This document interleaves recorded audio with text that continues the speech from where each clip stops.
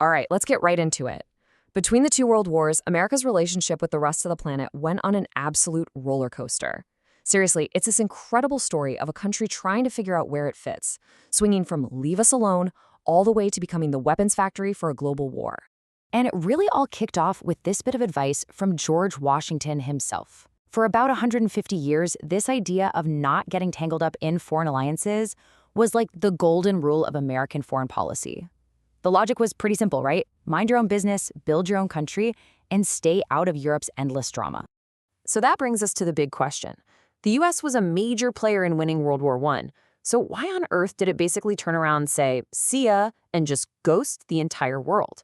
It seems weird, but there's a reason. Let's dig in.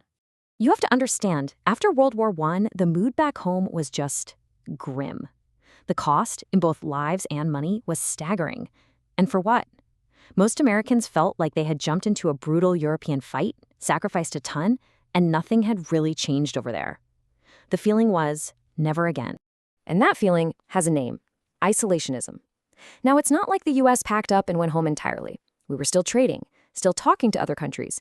But the key thing, the absolute deal breaker, was avoiding any kind of political or military alliance that could drag the country into another war.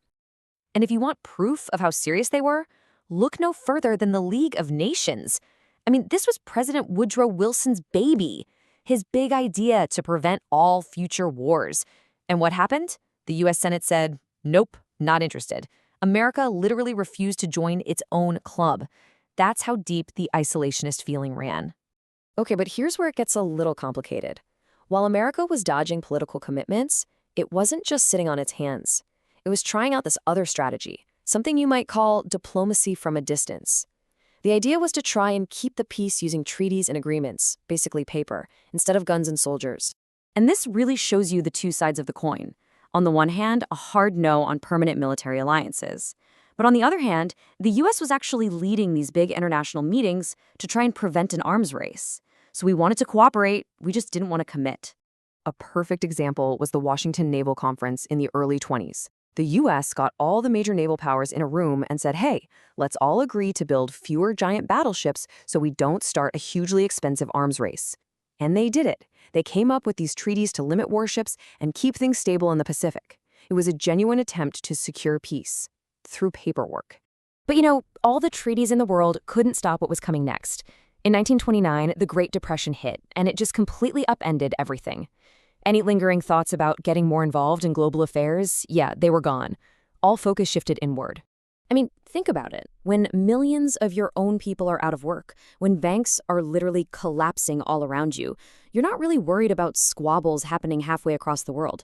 The number 1, 2, and 3 priorities were all about fixing the economy at home.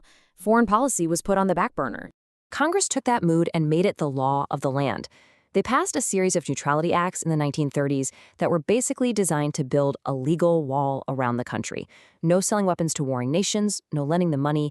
They even warned Americans not to travel on their ships. This was Fortress America, pulling up the drawbridge and locking the gate. So while America was looking inward, the world outside was getting a lot scarier. You had aggressive, expansionist regimes popping up in Germany, Italy, and Japan. And pretty soon, their actions started banging on the doors of that American fortress. So when Italy invaded Ethiopia or when Germany started making moves, the official US response was, hey, we don't like that. They criticized it, for sure. But did they do anything about it? Nope. The American public was still overwhelmingly against getting involved, so the walls of the fortress held, for a while.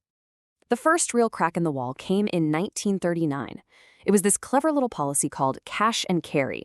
It was basically a loophole in the Neutrality Acts. It said, okay, we'll sell you weapons, but you have to pay in cash and you have to come pick them up yourselves. This was a huge help to Britain and France, who had the money and controlled the seas. And you can see right here, this was the first real, tangible step away from that super strict neutrality.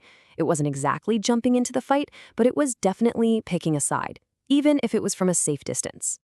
But as the war got worse, and as Britain found itself standing all alone against Nazi Germany, that cautious approach just wasn't going to cut it. The US had to make a choice, and it made a big one, deciding to become what President Franklin Roosevelt called the Great Arsenal of Democracy.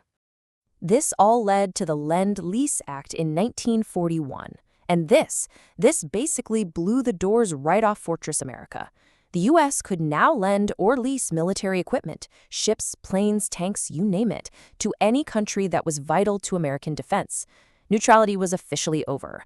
We were now actively arming and supplying the Allies. And this timeline just shows you how fast everything happened. You go from the careful first step of cash and carry to the massive commitment of Lend-Lease, all in about a year and a half.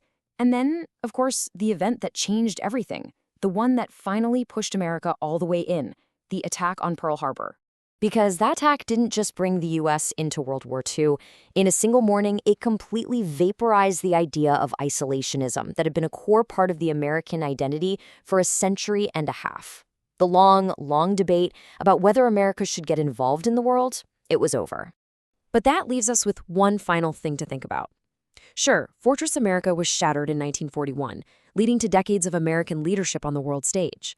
But when you look around today, you have to ask, did that debate ever really go away for good? Or is this a conversation that America is just destined to keep having with itself over and over again?